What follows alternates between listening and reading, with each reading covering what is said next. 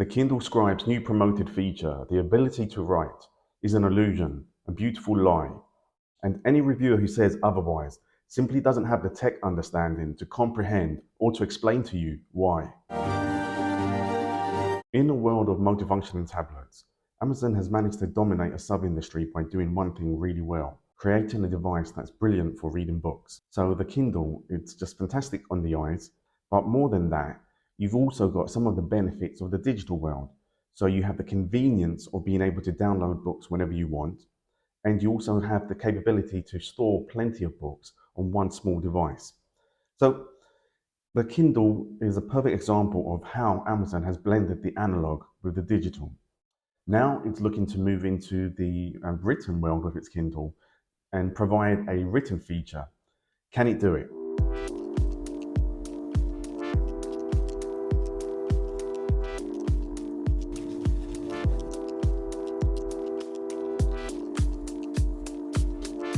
The Kindle Scribe has a large screen, 10.2 inches, and normal Kindles, they're about 6 inches or 6.7 inches, so there's a marked difference between the two.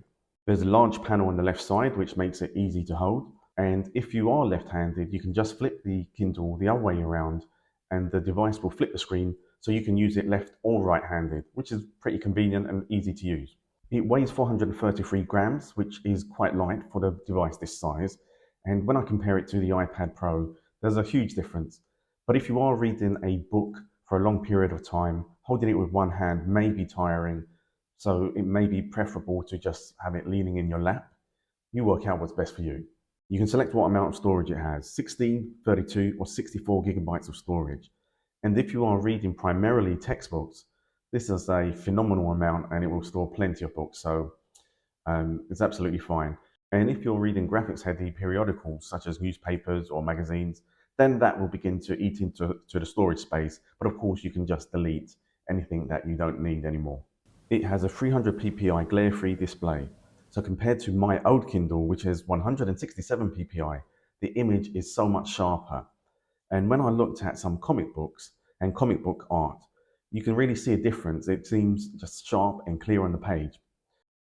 More than that, the reading experience is fantastic. Next to paper, it really is the best thing that you can get out there. If you're studying or learning anything, you're more than likely going to come into contact with PDF documents. And when you're trying to read PDF documents on a tablet like an iPad, the image is very bright, and so it can be especially tiring on the eyes. If you are using a Kindle device, they don't lend themselves well to a Kindle screen because it is so small. You're having to constantly zoom into the image, and that makes it tiring to use, and it's really quite cumbersome. But because of the Kindle Scribe, because it's such a large screen, it means you can display a whole page of a PDF document without having to zoom in, and it's perfectly readable. So this is a fantastic use of the Kindle Scribe because it can house so many PDF documents and you're able to view them with a paper-like display. There are multiple screen settings which you can adjust to make it more comfortable for your reading experience. So there is brightness, which of course means you can turn up the brightness or turn it down. There's also an auto brightness feature, which makes it adjust automatically to the brightness in the room. If you don't like it constantly changing, of course you can turn this off. There's a front light, which is powered by 35 LEDs, and this allows you to adjust the color warmth. So you can turn it up to the maximum to give it a sepia tone, or to its lowest setting, which is a cooler color. And there's a dark mode, which displays white text on a black page. It can be less visually stimulating if you read before bed. It charges via USB-C, thankfully, which is the standard cable of electronics devices. And Amazon say that one charge can give it up to 3 weeks of battery life. I haven't had it that long to be able to test it, but so far it seems to be working quite well. I always finish with a trip to Marks and Spencer on a Friday. And you can connect Bluetooth headphones for listening to audible books or for listening to accessibility features. When we write with pen and paper, it's the most fluid way to get our ideas down. It can be fast, and it can be frantic, and it can be exciting. As a million ideas in my head ripple down my arm, urgent to get onto paper. It's like they're conscious that they're ephemeral, fleeting, and might be lost to time if they're not down on paper quick enough. Nothing beats it. And yes, I can touch type at a reasonable speed, but it's never fast enough, and it's always felt constrained. Handwriting for me is perfect to allow the free flow of ideas. So the desire to have that on a digital device is understandably attractive being able to meld the two, the handwriting with the digital world. The problem is the Kindle Scribe doesn't do it too well. The supplied pen works fine. It doesn't need charging and it magnetically sticks to the side. And if you pay a bit extra, you can get a premium model with an eraser rubber function and also a shortcut button. In terms of the writing experience, when you put pen to paper, a reassuring sound is emitted and it feels great, it feels real, and it's significantly better than using the iPad with its stylus. So the actual feel of writing with pen on paper or pen on Kindle Scribe is fantastic. With the Kindle Scribe, you can't write anywhere you want.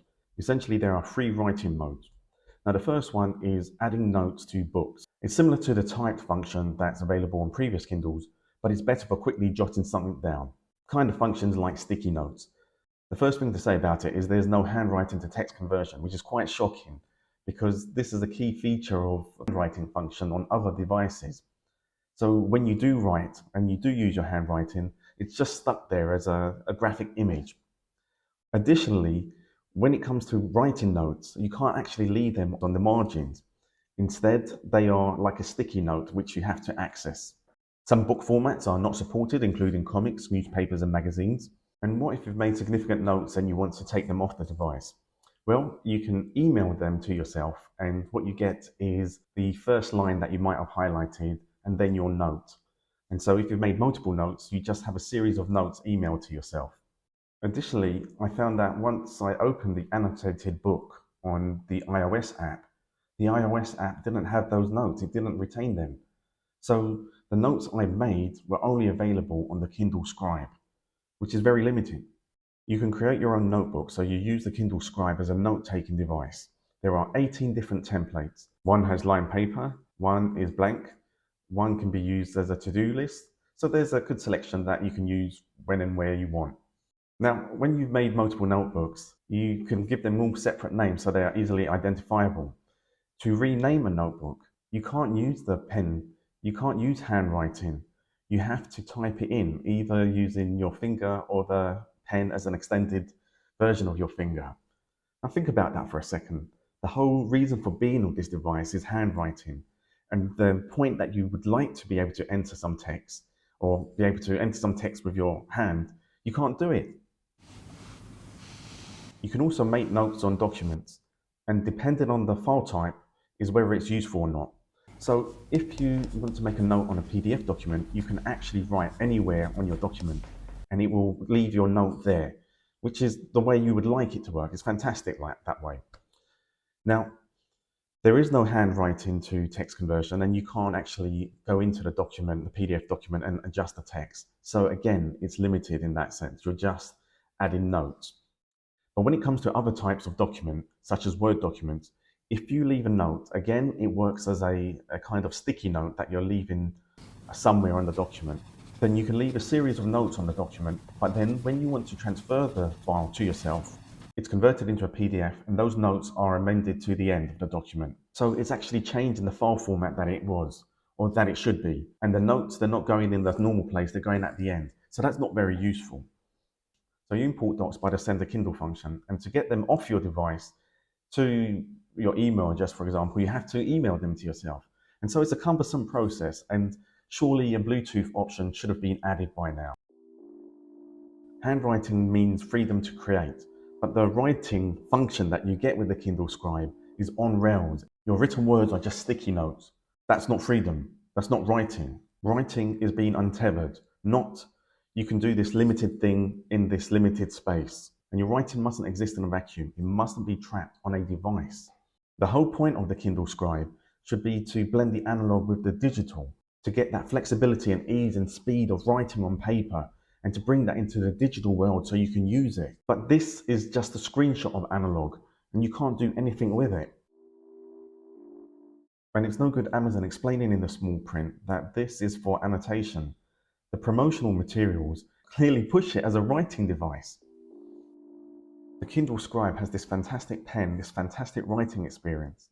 It does have a fantastic screen. It is essentially the best ebook reader you can get, but that's what it's limited to. There is room for improvement with the Kindle Scribe, definitely. Where it needs to go is to have handwriting recognition. So it can take your handwriting, convert it into text. Absolutely, it needs to be able to do that. Then there needs to be more flexibility with where you can enter text. So to be able to enter and add notes anywhere on a page. If you're working with PDF documents, maybe the function to be able to type in the screen. I would also say to be able to add Bluetooth keyboard functionality so that you can go into a text document and edit it from the Kindle Scribe, and far better flexibility with how you can move documents onto the Kindle and off it. The Kindle Scribe offers this great tactile writing experience, but that's limited in its functionality. You also get this large screen, which looks fantastic, and if you need it for reading large documents such as PDFs, that's going to be really useful to you. However, if you do have any other requirements, like requiring a Kindle Scribe that can be more useful in terms of writing and taking notes and distributing those notes and sending them to other devices, you're not going to get that here. So the Kindle Scribe, as it stands today, is a limited product that has so much potential. See you next time.